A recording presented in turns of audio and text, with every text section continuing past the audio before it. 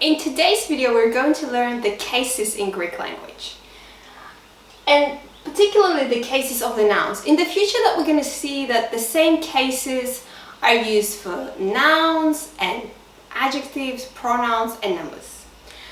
But what is a case? Case of a noun is basically the mood of the noun. The noun can be a subject of the sentence, the noun can possess something, something can belong to the noun. Noun can be an object of the sentence, which means something else going to be a subject and there's going to be a verb and then the noun will follow. Or we can call the noun, usually when it's a living creature. So let's see the cases in Greek. Onomastiki is nominative, it's the case of the subject. Geniki is possessive, showing possession. Aitiatiki, accusative, the case of an object showing the person or a thing receiving the action of the verb. Klitiki, vocative, used to address someone. I usually don't really teach these official names when I start teaching my younger students or even sometimes older students.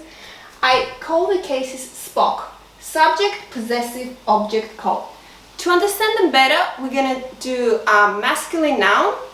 We're going to go through all the four cases with the masculine noun with ending of os. Για να το κάνουμε τώρα, let's do it right now.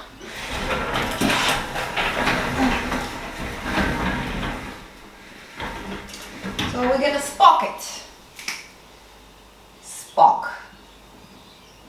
Subject, possessive, object, call. Ο γιατρός.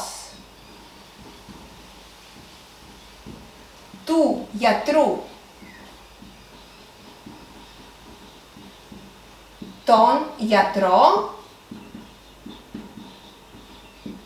Γιατρέ.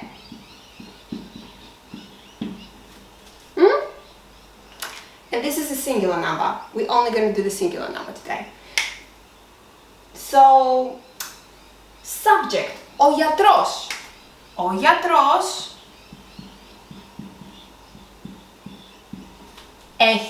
has δύο παιδιά. Doctor has 2 children. Ο γιατρός, it's the subject. It's the first thing in the sentence. Ο γιατρός is the star of the sentence. Right? Ο γιατρός, another example, ο γιατρός δουλεύει, works, στο νοσοκομείο, in the hospital.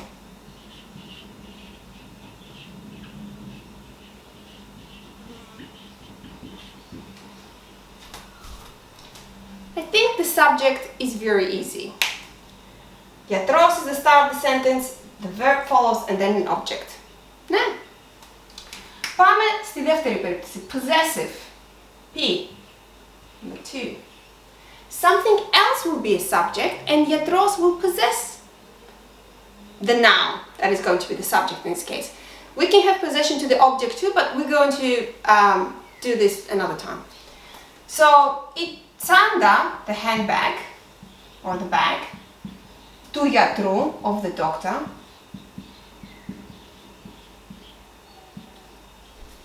είναι εδώ, is here. The handbag of the doctor is here. Η τσάντα του γιατρού είναι εδώ. Η τσάντα is the subject, του γιατρού is the possessive, and είναι εδώ, it means it is here. Right? We could say η τσάντα χάθηκε. The handbag is lost. Η τσάντα είναι μαύρη. The handbag is back. Του γιατρού is an extra information in the sentence. We don't really have to explain to who the handbag belongs to, but we want to. So, η τσάντα είναι εδώ, it's a perfect sentence. It doesn't need του γιατρού. It's an extra information that we add to the sentence, just to show possession.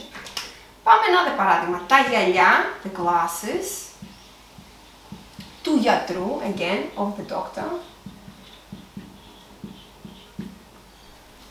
χάθηκαν, they got lost.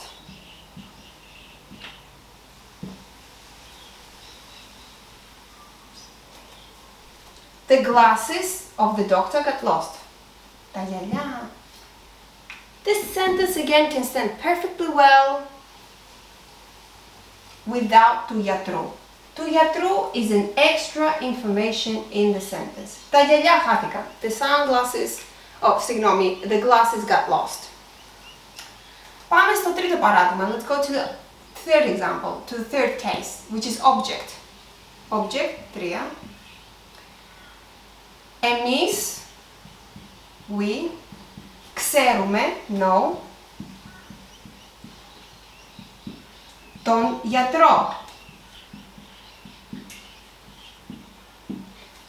We know the doctor. We is the subject, ξέρουμε is the verb, τον γιατρό is an object. Right? Another example, ένα άλλο παράδειγμα, ο Γιάννης, δουλεύει, works, με τον γιατρό, he works with the doctor.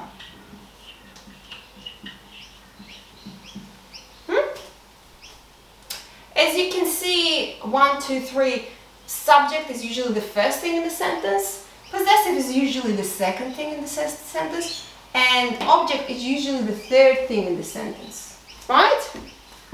Now let's go to the call. The call does not have any article.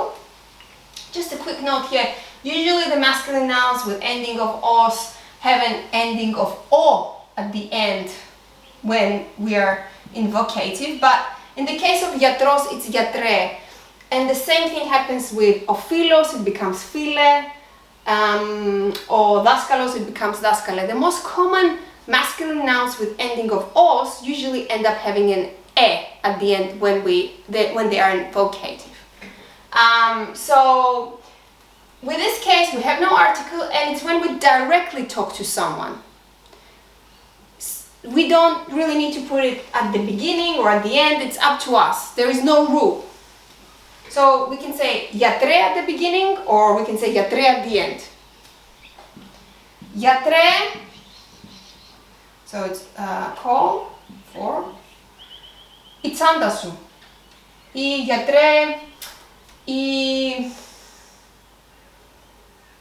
ο φάκελός σου, your folder, ο φάκελός σου.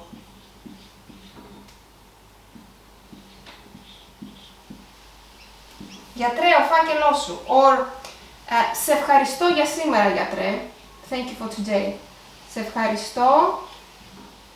Σε ευχαριστώ για σήμερα. Γιατρέ. Thank you for today, doctor. Γιατρέ can go at the beginning of the sentence or at the end of the sentence, doesn't really matter. And this is the call.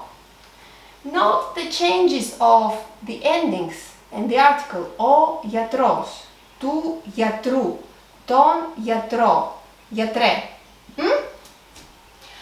I'm going to do masculine nouns more analytically in another video. I hope this video was helpful for you and you understood how we use the cases in Greek language. And if it was, please give me a thumbs up and subscribe to the video and leave me questions down below if you have any. Thank you so much for watching. Until next time. Bye.